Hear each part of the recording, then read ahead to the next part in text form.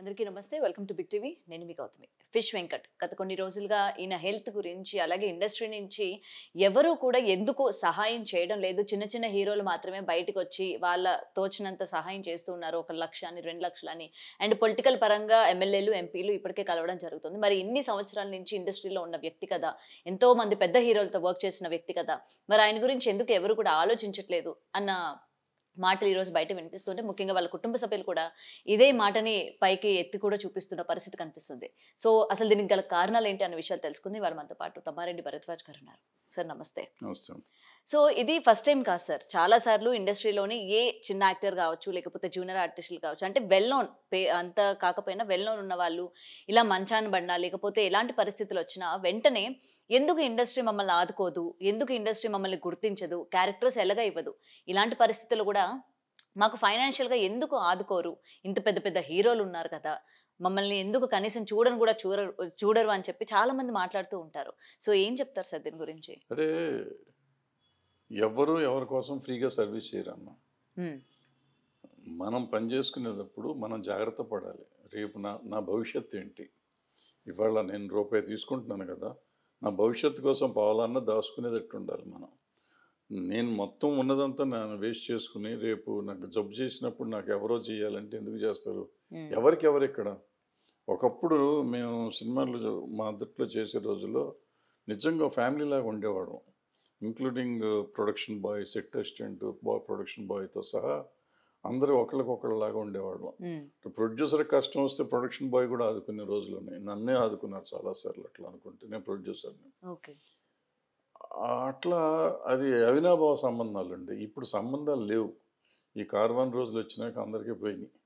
అందరూ ఎవడు దారి ఆడిది, ఎందుకు ఉంటారో తెలియదు, ఎంతమంది ఉంటారో తెలీదు, నెక్స్ట్ ఎవరు సెట్లో ఉంటారో కూడా ఎవరికి తెలియదు, సినిమాలు ఎవరున్నారో కూడా చాలామందికి తెలియదు. ఈ పరిస్థితిలో సంబంధాలు లేవు. సో రెమ్యునరేషన్స్ పెరిగిపోయినాయి.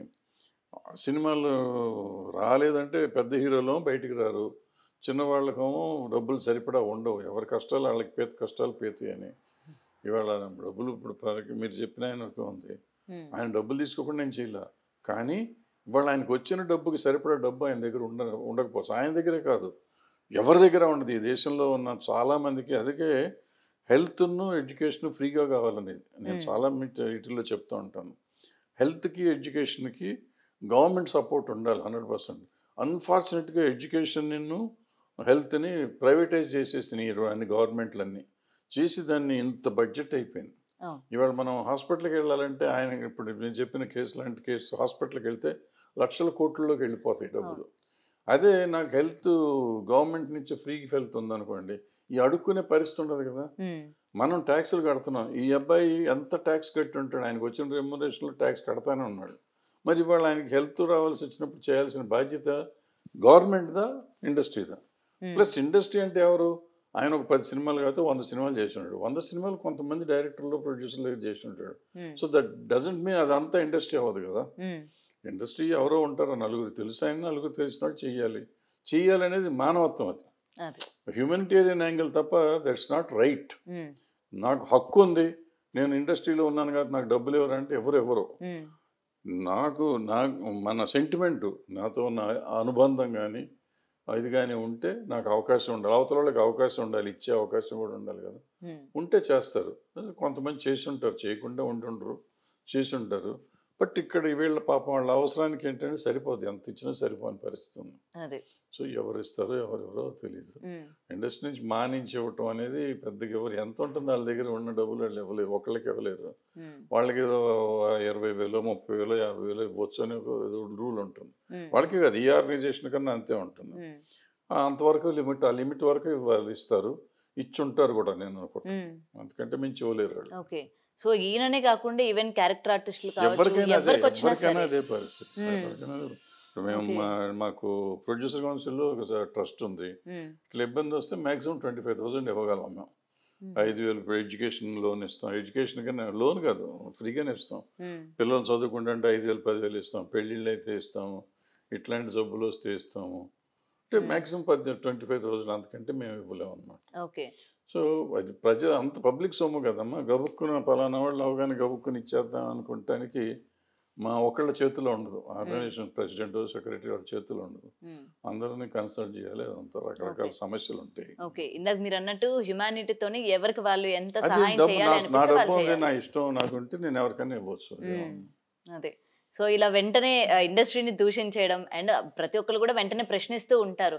మీ వాళ్ళనే మీరు ఆదుకోరు, ఇన్ని కోట్లు పెట్టి మీరు సినిమాలు తీస్తూ ఉంటారు, ఇవాళ తెలుగు ఇండస్ట్రీ ఎన్ని కోట్లు బాగుంది ఇవ్వాలి, కదా ఎన్ని అని. కోట్ల సినిమా రిలీజ్ అవ్వాలంటే వాళ్ళకి వణుకు వస్తుంది. అది అక్కడ ఆ రోజు రిలీజ్ అయ్యే రోజు వాళ్ళ పరిస్థితి ఎవరికి తెలుసు? పెడతాం పేరుకి అందరూ కోట్లు పెట్టారు అంటారు.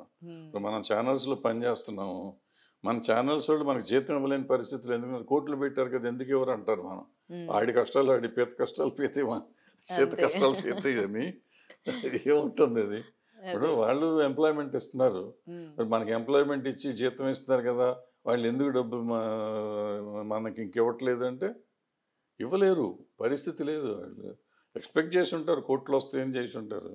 సో ఇవాళ సినిమాలు సక్సెస్ రేట్ ఎంత ఉంది? 3 to 4% ఉంది.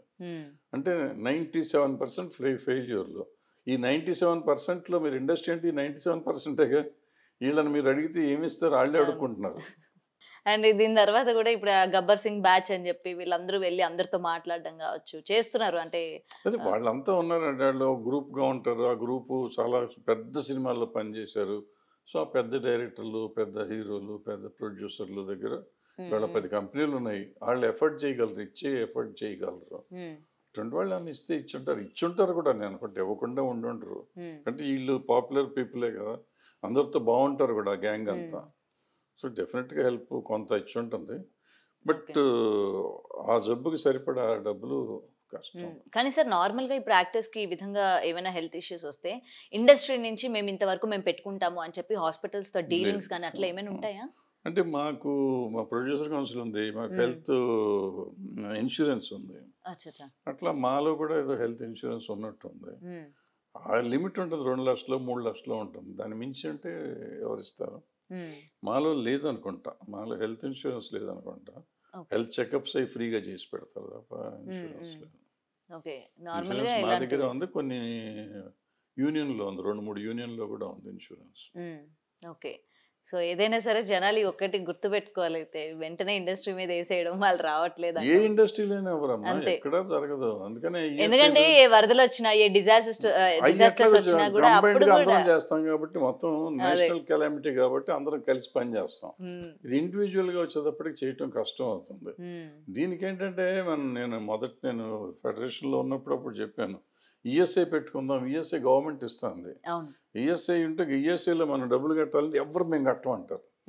6.5% 13% ఇది ఉంటుంది. పీడీ ప్రావిడెంట్ ఫండ్ ఒకటి, పిఎఫ్ ఇది 2 కలిపి 20% వీళ్ళు పెడితే 20% ప్రొడ్యూసర్ కడతాడు. ప్రొడ్యూసర్లు కడతానికి రెడీ, కానీ ఏ ఇండివిజువల్ నేను ఆ 20% పెడతానికి రెడీ కాదంటాడు. ₹4 కావాలంటే 20 కూడా ప్రొడ్యూసర్ పెట్టమంటారు. వాడు ఎందుకు పెడతాడు? వాళ్ళే ఇందాక చెప్పిన 97% లాస్లో ఉంటూ ఇంకో కొత్త లాస్ ఇక్కడ తెచ్చి పెట్టుకుంటారు. కానీ మీరు ఏదైతే ఇది చెప్పారో ఇది నిజమే. ఈఎస్ఐ ఇప్పుడు మొత్తం చేసుకుంటే ఇవన్నీ 20 కేసులు అన్నిటికీ ఈజీగా ఉంటుంది కదా, గవర్నమెంట్ ఇస్తుంది. గవర్నమెంట్ ప్రొవైడ్ చేసిన ఫెసిలిటీ వాడుకోలేక మనం ఎవరినో బ్లేమ్ చేస్తున్నాం, గవర్నమెంట్ని బ్లేమ్ చేస్తున్నాం, ఇండస్ట్రీని బ్లేమ్ చేస్తున్నాం. మనకు ఫెసిలిటీస్ ఉన్నాయి, ఎందుకు వాడుకోరు అనేది ఎవరు అడగరు. ఎవరికి అవసరం కూడా లేదు, దేని మీద ఎవరు కాన్సన్ట్రేట్ చేయరు. ఈ రోజు గడిస్తే చాలనే ఫీలింగ్లో వెళ్ళిపోతున్నారు అంత.